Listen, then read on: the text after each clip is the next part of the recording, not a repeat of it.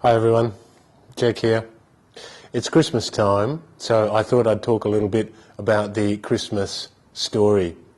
So, at Christmas time, we enjoy a big meal with our family, and we have a Christmas tree in the house, and we give presents to each other and mostly little kids, which I'm sure you know. But I thought I'd talk a little bit about the Christmas story, which I think that a lot of Japanese students don't know very well. So Christmas and Easter are the two most important annual events in Christian countries, including my country, Australia, but also English-speaking countries like America and England. And at Christmas time, as I think you know, we celebrate the birth of Jesus Christ. Now, why is this important? Well, although I don't really know all that well, and I'll admit I'm not a Christian, I don't particularly have a strong opinion about God or a belief in God. But because I'm from an English-speaking culture, I know about this story a little bit.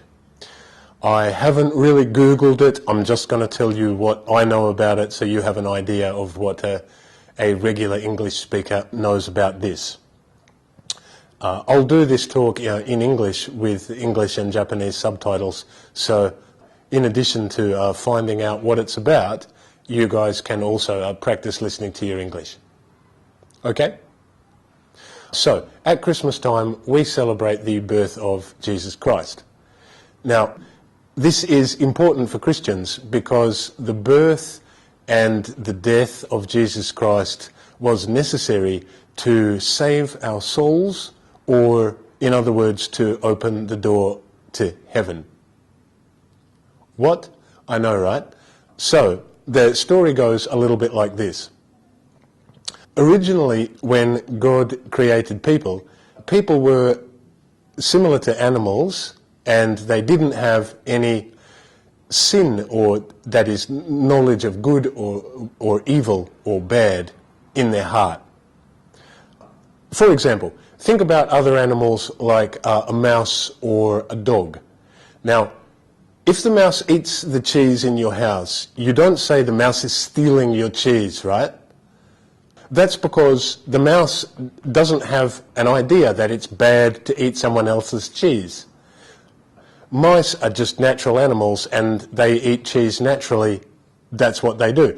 They don't think about whether something is good or bad to do and do it. That's why we don't say, the mouse is stealing my cheese, or the cat has murdered the mouse, because animals just do what comes naturally. They don't know about what's good and what's bad. But humans, as I'm sure you remember, I'm sure you know the story about Adam and Eve. Maybe you know that in the original paradise where Adam and Eve lived, they were made by God. There was a magic tree which had magic fruit. And if you ate the magic fruit, then you got a knowledge of what is good and what is bad. You became a person and you got a human-like soul. So, because of that, humans from the beginning of their existence had a little bit of blackness or badness in their heart. And because of this, the door to heaven was closed for humans. Heaven is a pure place where only good things can go. So humans with some blackness in their heart couldn't get into heaven, apparently. But God loved people so much that he decided to send his only son to earth, and his son would be killed on earth. It's through the sacrifice of Jesus Christ, who is the Son of God, that the door to heaven was able to open to people, and people could go to heaven and escape hell. And God did this because he loved us. I'm not saying the story seems completely logical if you're not Christian, but this is how the story goes. So, God decided to send his only son to earth. And To do this, he chose Mary, or Maria, as you say in Japan. I think that's a Spanish pronunciation. In English, her name's Mary. God decided to choose Mary to be the mother of Jesus Christ because she was very pure and had a good heart. So one night, when Mary was sleeping, she had a dream, and in the dream, she was visited by an angel, and the angel told her, Mary, you're going to magically become pregnant without having sex. The child is going to be Jesus Christ, and he is the Messiah who is going to save humanity. And you can imagine how surprised Mary was. That night, her husband, Joseph, also had the same dream. And in the morning, they woke up, oh my God, I had the strangest... Well, they didn't say, oh my God, but in the morning, they woke up and said, oh wow, I had the strangest dream. And they realised that Mary was going to become pregnant. And Mary did become pregnant without having sex. And the angel had told Mary that she needed to travel to Bethlehem, which was a real place in the Middle East, close to modern-day Lebanon, I think. They needed to travel there for Jesus Christ to be born. So they started travelling there. It took a while to get there. On the way, Mary became very pregnant. It was hard to walk, so Joseph bought a donkey and put her on the donkey and took her into Bethlehem. When they arrived in Bethlehem, all of the hotels and inns were full because the Romans were doing a census. Now, I think you remember that at that time, remember we're talking 2,000 years ago, at that time the Romans, or modern-day Italy, the Romans controlled the region all around the Middle East. That area was controlled by the Romans. And the Romans were doing a census because the Romans were just so civilized. The Romans were really good at doing things like counting the number of people in a town and deciding how many public toilets you needed, how many military personnel you needed.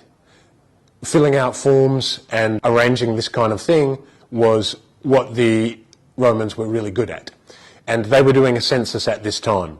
So the people in the local area had been ordered by the Romans to come into the town and stay there to complete the census. Because of that, the inns were full. So Joseph and Mary couldn't find anywhere to stay. They had to stay in a stable. And while they were staying in the stable, Jesus Christ was born. And when Jesus Christ was born, what? A magic star appeared in the sky above the city. And this magic star was so bright that you could see it even during the daytime for 3 days. This magic star, according to the story, was to let the kings in the local area know that Jesus Christ had been born and God was fulfilling his promise to the people to get that door to heaven open. Now, the kings in the local area were mostly selfish, self-centered, pleasure-seeking people. And they had forgotten about how important God is and living a good life and looking after other people. So they didn't pay any attention to the magic star in the sky. They just thought, that's weird, and kept on partying. On the other hand, there were 3 kings in the local area who were good kings and looked after their subjects, and they knew the importance of God, and they knew the meaning of the magic star in the sky. So they knew that God's Son, Jesus Christ, had been born. And they travelled to Bethlehem to find Jesus Christ, to pay their respects to the newborn Son of God. And they went there and they found him. So, this is the famous Nativity Scene, the picture that captures the story of the birth of Jesus Christ. And I'm sure you've all seen it before. And you can see the magic star in this picture. Now, when we put out our Christmas tree at Christmas time, there's a star on the top of the tree, right? Now, that star symbolizes the magic star that appeared in the sky when Jesus Christ was born. And when we eat our Christmas meal, many of us put on paper hats in the shape of a crown. We get these from Inside Bonbons in Australia, and I'm pretty sure that's the case in other English-speaking countries like America and England. Of course, culture is a very deep thing, and in various areas there are different customs, and even within one household, customs can vary from person to person. But there is a tendency for the symbol of these crowns and for the paper hats to come out at Christmas time. And that's the story of Christmas. Well, thanks for watching, everyone. I hope you liked it. If you like this video, please click like and subscribe if you're new. I'll be back again sometime soon with something else. Thanks, bye.